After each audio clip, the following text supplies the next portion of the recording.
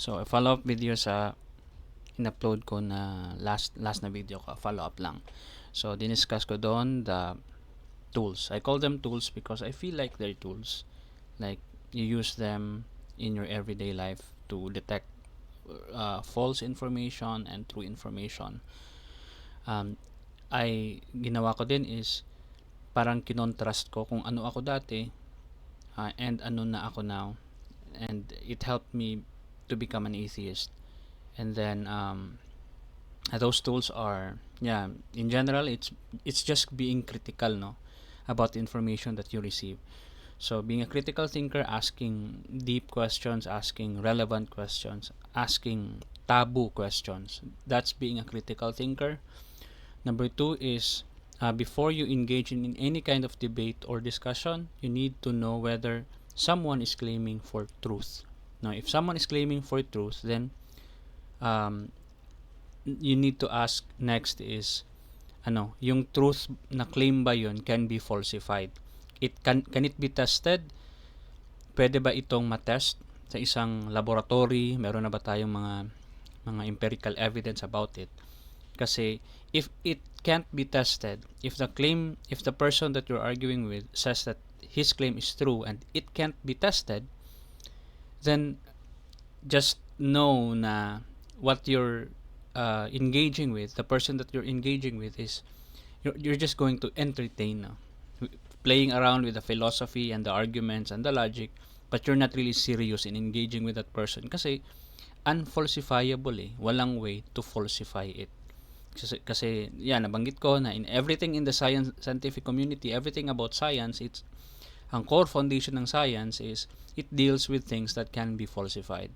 Na-mention ko na to many times in my videos na even the black hole can be falsified with the right tools, no. We don't see it, we don't hear it, we don't feel it, but people can detect it and people can even falsify it. There are ways to debunk a claim about black hole. And number 3 is, etong tool na to is for lazy people. Yung detecting logical fallacies. Ako na hindi mahilig magbasa, hindi mahilig na mag-study, wala talaga akong, I'm not equipped, no, to engage with you intelligently. Kasi I'm not intelligent. I'm not smart. I don't read a lot of books. So what I use is logical fallacies. I listen to people who are arguing, and I can say na, hey, this person is being is logically fallacious. Nadidetect ko kasi common na mga nagagawa ito sa isang discussion, whether it is intentional or unintentional. So nabanggit ko doon sa last na video ko na yung logical fallacy na nakomit ni Eli Soriano sa isang video niya. So nabanggit ko din yung faith, no. Hindi ko siya na-explain pero naalala ko na. So there is this kind of argument. This is an example of logical fallacy. There's this kind of argument na a theist will say na, John, you said that you don't have faith, or you're not using faith, but I think you're more faithful than me because you believe in atheism too much. And it has a lot of mistakes. Atheism is not a belief. I don't think any atheists believe in atheism.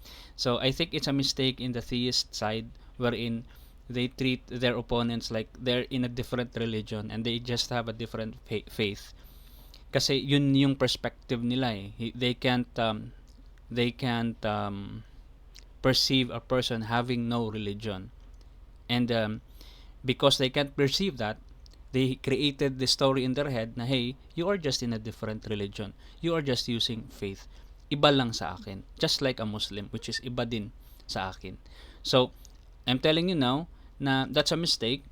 The argument itself is a mistake, but the fallacy about faith is, a good example is the concept, the definition of faith. So what he's trying to say is, you are believing without evidence on atheism, no? John, you just believe in atheism without evidence because that's faith. You are telling us that we are using faith with our God, then you're doing the same, no? So parang to quo siya na fallacy. it's not solving anything. It's just saying na ikaw din naman eh. So walang nasolba na problema. You blame me, I will blame you too. So that's too quoque.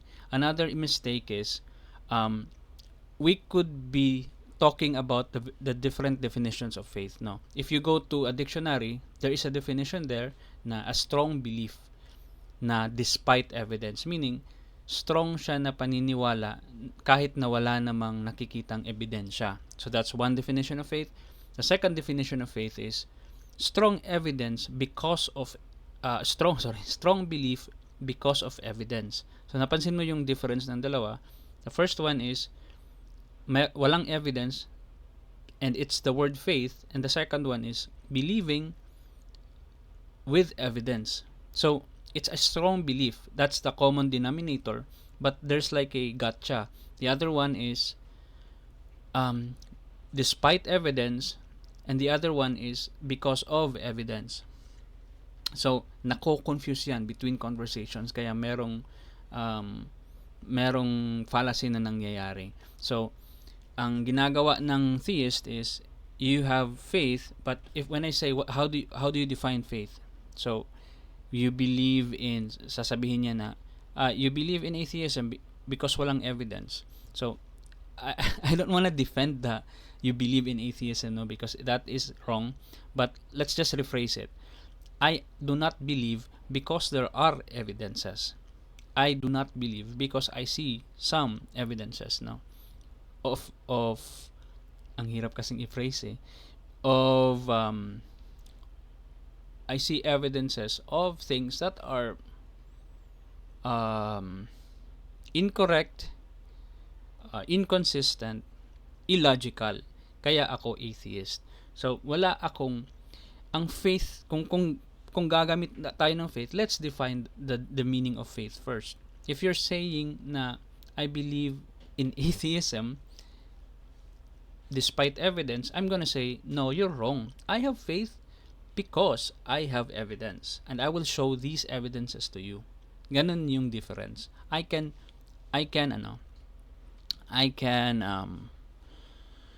what do you call this? I can provide evidence. Let's just give a different example kasi ang hirap depensahan yung term na you believe in atheism because I don't believe in atheism. That's a wrong grammar, no? So let's say na dyan, gumagamit ka din naman ng faith eh. When you ride an airplane, faith naman yung ginagamit mo. Sumakay ka ng eroplano, wala namang ebidensya, ba't ka sumakay? But to tell you, I'm actually using evidence already. Now, before I ride a plane, I'm making sure whether, hey, am I in an airport?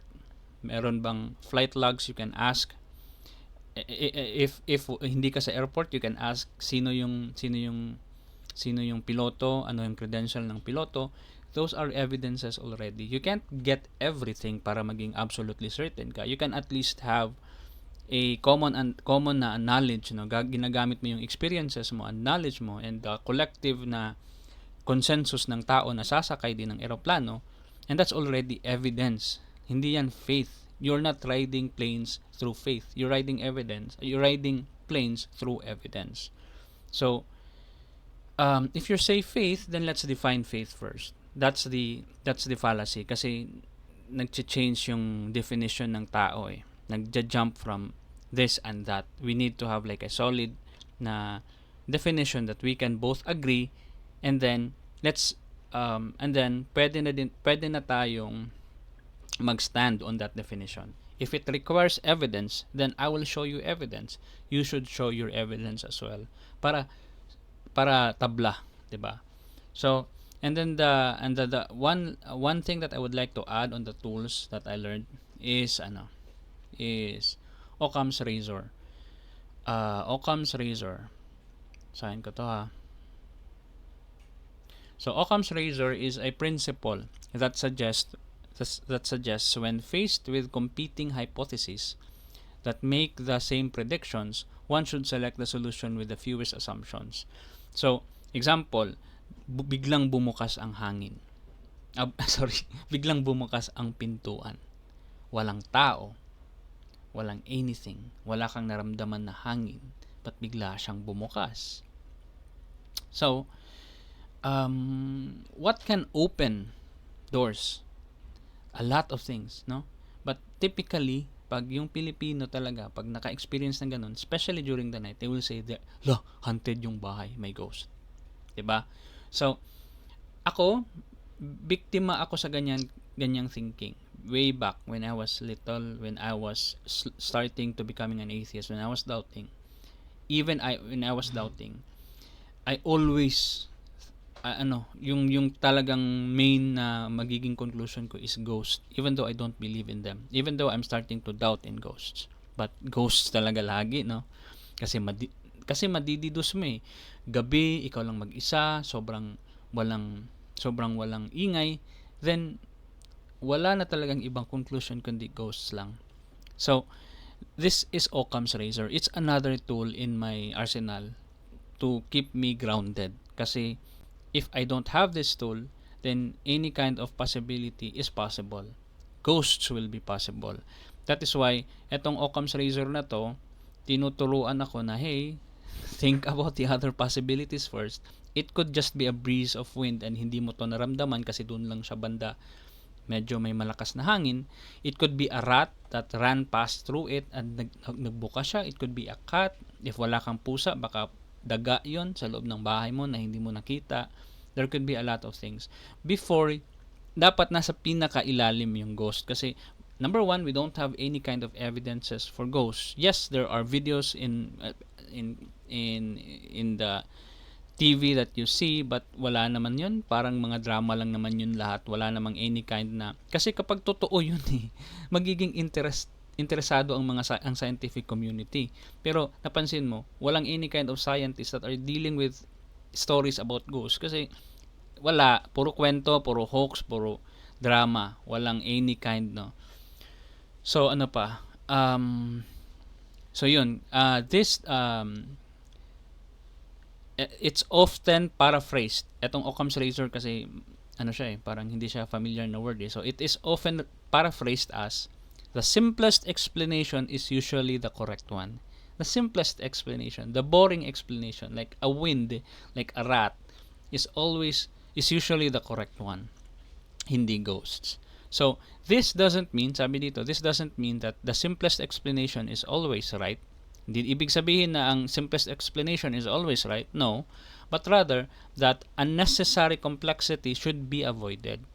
Dapat nating isipin yung conclusion na hindi masyadong komplikado. Kasi ghosts are very complicated eh. The conclusion ay ang nagbukas ng pintuan is ghost. There are a lot of mga complexities involved. Like, people say that ghosts pass through walls. Can ghosts really push solid things? They pass through walls, right? How can they push things? Number two, do we have any kind of evidences for ghosts? Wala. Solid, concrete na evidence for ghosts? Wala. Ano pa? Ano ang nature ng ghost? A lot of things needs to be explained first before we can even arrive to that ghost pushing a door, no? So with the explanation ng wind is madali lang, 'di ba? We experience that all the time. We see that all the time. People get spooked all the time while you are around and nakita mo mismo yung door na nagbukas because malakas yung hangin. Yung tao sa kabila, yung tao sa other room na naka-witness din, sasabihin, "Laka, may multo." Pero ikaw nakita mo mismo na may malakas na hangin sa banda mo and nagbukas talaga ang pinto. Ang lakas ng pagkabukas ng pinto. So we have already experienced that. And that's very common thing, and it's a boring answer. We don't like boring answers. We like fantastical answers. So Occam's razor is one of the best tools that I discovered, and it helped me na pakalmahin yung utak ko. No, and that's just an addition, and I hope you enjoyed my video. Thank you for watching, and see you soon.